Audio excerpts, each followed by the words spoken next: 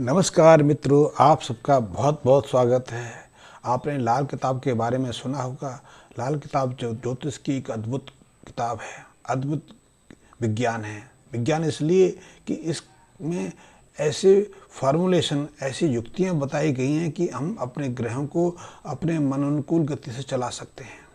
और इसीलिए लाल किताब के जो उपाय हैं बेहद चमत्कारी होते हैं। कभी कभी तो इतना उनका चमत्कार, उतना प्रभाव इतना सटीक और अद्भुत और उतना तत्कालिक होता है कि हमें आश्चर्य हो जाता है कि ऐसा कैसे हो सकता है।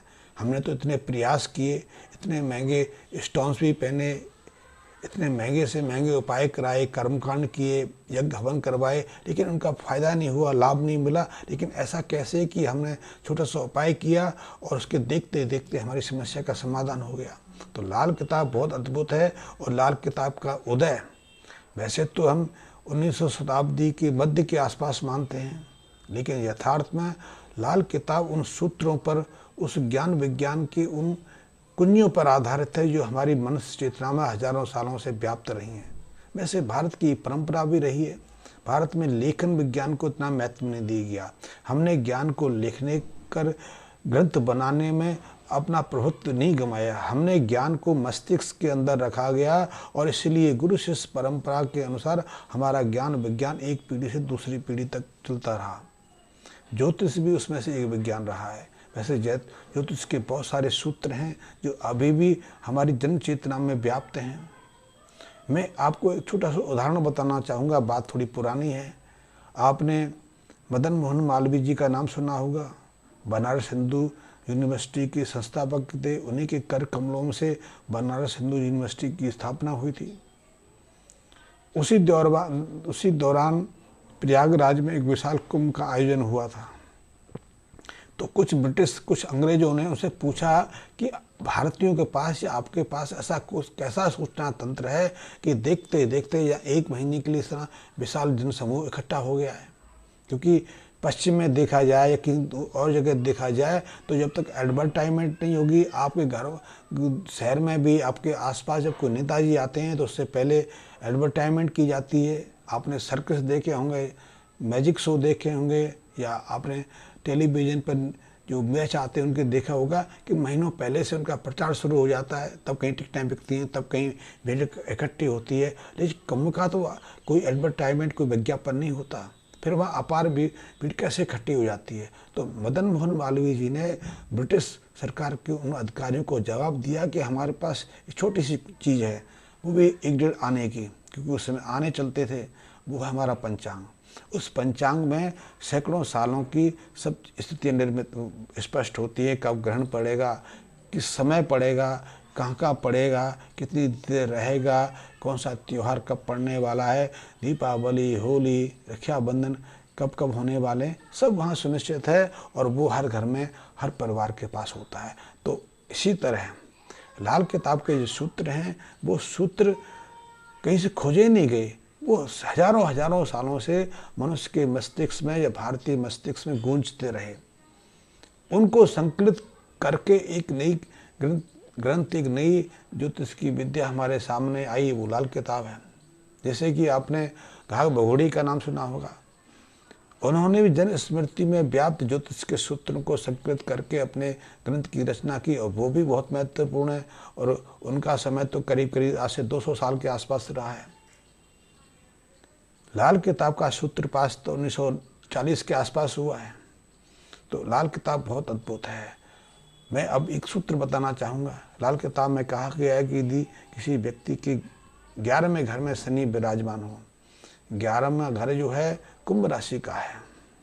शनि इस अपने भाव के स्वयं स्वामी भी हैं, लेकिन 11वां घर बृहस्पति से प्रभावित भी है। इसलिए शनि इस 11वें भाव में आके देव मूर्ति बन जाते हैं, यशस्वी बन जाते हैं। इसलिए 11वें घर को लाल किताब में न्याय का घर भी कहा गया है, धर्म का घर भी कहा गया, अदालत कहा गया है।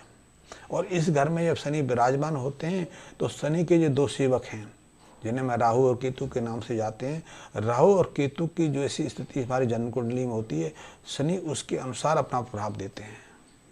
ये बहुत चमत्कार है। यदि 11वें घर में शनि बैठे हों और राहु केतु अशुभ भाव में हो तो निश्चित रूप से शनि का प्रभाव भी अशुभ ही रहता है।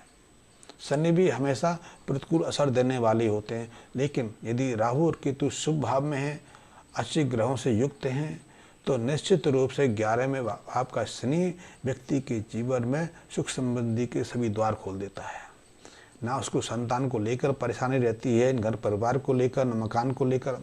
ऐसे व्यक्ति को 48 साल की उम्र तक विशाल धन संपदा अर्जित करने का अवसर मिल जाता है। लेकिन 48वें वर्ष ऐसे जातकों के लिए बहुत महत्वपूर्ण होता है, क्योंकि 48वें वर्ष में जाकर ही उसकी जिंदगी भर की जमा पूंजी, पुण्य, पाप, यश, कीर्ति उसका पता लगता है। यदि 48 वर्ष तक उसने धर्म कर्म पर चल के धन अर्जित किया है, क्योंकि 11वें स्थान पर व्यक्ति धर्म कर्म करके सही व्यवहार से धन अर्जित करता है तो उसके जीवन में सब कुछ अच्छा रहता है। इसलिए यदि 11वें स्थान पर शनि विराजमान है, आप शुद्ध भाव से, सही भाव से यदि व्यापार करते हैं तो आप मिट्टी को भी सोने के रूप में बेच पाते हैं। आप किसी भी योजना में चाहें, किसी भी योजना पे चलें, किसी तरह का कारोबार करें, कोई भी नौकरी करें, आपको अपार संपदा मिलती है। लेकिन 11वें भाव में शनि बैठे और कुटिल बुद्धि आ जाए, यदि हमारी बुद्धि गलत काम करने लगे, हम गलत कामों में जुड़ जाएं, जैसे कि मांस मछली अंडा सेवन करने लगें, जुआ में चले जाएं, रिश्वतखोरी करने लगें, दूसरों से ब्लैकमेलिंग करने लगें, दूसरों से छीना झपटी करें, तो निश्चित रूप से 48 साल के बाद हमारी यश कीर्ति पूरी तरह समाप्त हो जाती है और अब तक हमने जो धन संपदा अर्जित की वो विवादों में पड़ जाती है या फिर हम ही उसे अलग कर दिए जाते हैं, जैसे कि आज देखने में आया है। जैसे ही संतान बड़ी होती है, उस संपत्ति को अर्जित करने वाला उसका मालिक स्वयं एक नौकर की पदवी में आ जाता है। बच्चों के सामने बोल नहीं पाता, बहुएं उसको अपमानित करती हैं। वो खुद जीवन यापन के लिए या तो किसी वृद्धाश्रम की शरण पकड़ लेता है, घर त्याग के भिखारी बन जाता है, या फिर स्वयं ही आत्महत्या कर लेता है। तो 11वें घर के शनि का बहुत महत्व है। लाल किताब इसलिए 11वें शनि को बहुत प्रमुखता देती है। यदि किसी व्यक्ति के 11वें घर में शनि बैठे हैं तो ऐसे व्यक्ति को सबसे पहले तो शुद्ध कर्म से, धार्मिक कर्म से आगे बढ़ना चाहिए और साथ ही दक्षिणमुखी घर में निवास नहीं बनना चाहिए। यदि भूल से भी काम कर लिया तो पूरे जिंदगी का जो धन अर्जन है, जस मान सम्मान की प्राप्ति है, स्वास्थ्य, सब शून्य हो जाएगा। उस दक्षिणमुखी घर में ना तो वो स्वयं सुखी रहेगा, ना उसका परिवार सुखी रहेगा। पत्नी बीमार हो सकती है, बच्चा बीमार हो सकता है, या स्वयं ही उसको अचानक किसी गंभीर रोग का शिकार होना पड़ सकता है और असमय मृत्यु का सामना भी करना पड़ सकता है। उसकी योजना असफल होती चली जाती है, उसका व्यापार ठप पड़ जाता है, नौकरी चली जाती है, नौकरी में दोषारोपण करके उसे स्वयं जेल यात्रा करनी पड़ती है, या दुश्मन उस पर आघात कर देते हैं, उसके मित्र साथ छोड़ जाते हैं और दुश्मन ऐसा आघात करते हैं उसको स्वयं झूठे मुकदमे में या किसी कारणों से शेष जीवन जेल में काटना पड़ता है। तो 11वें शनि जिनका है उनको थोड़ा सचेत रहना चाहिए। ऐसे जातक समय रहते एक मिट्टी का बड़ा घड़ा लेकर उसे पानी से भर के अपने घर के किसी एक कोने पर, खास करके जो ईशान कोण होता है, इस पर स्थापित कर सकते हैं और दिन में कम से कम उसका एक ढक्कन हटा के उसमें जल भरते रहें, उसको खाली ना होने दें। कम से कम 43 दिन तक उस मिट्टी के घड़े को पानी से सींचते रहें और उसे खाली ना होने दें। इससे 11वें स्थान पर यदि शनि विराजमान है, काफ़ी हद तक हमें उससे निजात मिल जाती है। ये बहुत महत्वपूर्ण उपाय है। साथ ही 10 कुष्ठ रोगी हों या अपंग व्यक्ति हों या फिर दिव्यांश हों, कोई भी हो, ऐसे लोगों को अपने घर में बुलाकर या उनके स्थल पर जाके भोजन कराना, श्रद्धा के अनुसार कुछ दान दक्षिणा देना, उनकी मदद करना हमें इस दोष से बचा लेता है। इससे हमारे व्यापार में भी वृद्धि होती रहती है, किसी तरह का हमें नुकसान उठाना नहीं पड़ता। जो सरकारी बंधन होते हैं, कभी सेल टैक्स का, कभी इनकम टैक्स का, कभी किसी डिपार्टमेंट का, कभी बिजली विभाग का, बहुत सारे ऐसे जो हमें परेशानी खड़ी होती रहती है, उनसे बचने का ये अमोघ इलाज है। हमारे मजदूर या हमारे सहयोगी हमें धोखा नहीं देते, इसलिए ये उपाय बहुत महत्वपूर्ण है। वैसे इसके साथ में एक उपाय और भी कर सकते हैं, वो है हर शनिवार को एक कांच की बोतल लें, उसमें सरसों का तेल भरें, उसके ढक्कन को बंद करें और उसे किसी वीरान स्थान पर भूमि में दबाते रहें।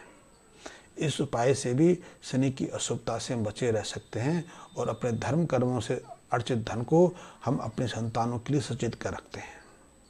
शनि के मंदिर जाना या शनि संबंधी चीज़ों का दान करना, वो भी भिखारियों को, गरीबों को, बहुत चमत्कारी है। इसके माध्यम से भी हम शनि की अशुभता से बचे रहते हैं और यदि शनि प्रसन्न है तो हमारी ज़िंदगी में हर तरह की खुशी, हर तरह की समृद्धि, हर तरह की सुख शांति बनी ही रहती है। हाँ मित्रों, यदि आपसे अनुरोध है कि आप यदि मेरे वीडियो नियमित रूप से देखते हैं, अभी तक आपने मेरे चैनल को सब्सक्राइब भी नहीं किया है तो उसको सब्सक्राइब भी कर लें, मेरे बेल आइकन को प्रेस भी कर लें ताकि हर वीडियो मेरे आपको समय के अनुसार उपलब्ध होते रहे। धन्यवाद मित्रों।